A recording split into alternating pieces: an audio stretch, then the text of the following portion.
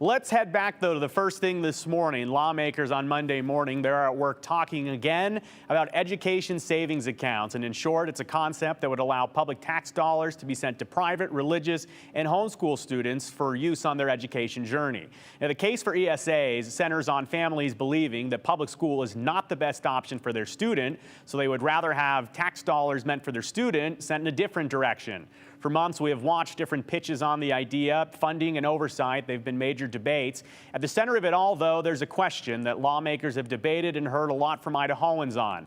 Should tax dollars be allowed to be sent to private education ventures? Well, lawmakers are ready to ask Idahoans outright. Here's the pitch in House Education.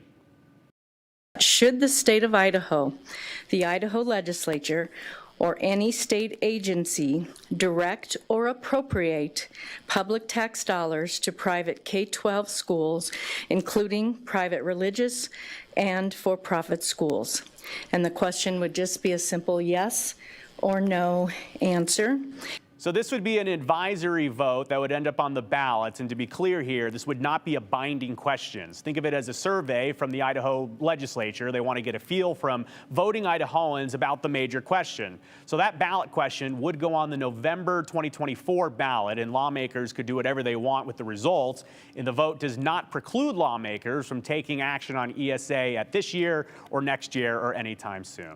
Finally for you, it was a decision day in the Idaho House on one of the most talked about bills in years, harmful content in libraries. House Bill 314, the Children's School and Library Protection Act, would require public schools and community libraries to take reasonable steps to restrict children's access to obscene material. There could be a civil penalty against the community or school library, though, for $2,500 if it's found they didn't take steps to do that. Lawmakers have gone back and forth on this topic for months. Here's what the debate look like before the final vote in the House.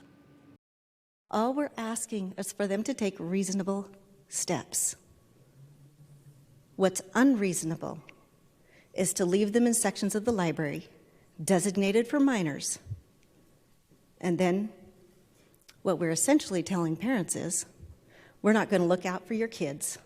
So either you walk with them every step of the way, looking over their shoulder, or you don't send them to the library. Parents, not librarians, not legislators, are specifically responsible for the content that their children get at the library. And we're so worried about librarians and libraries and what they're doing, and yet I would submit to you, I know very few children that have become porn addicts from the public library. I would submit to you it has more to do with internet access and phone access to the internet.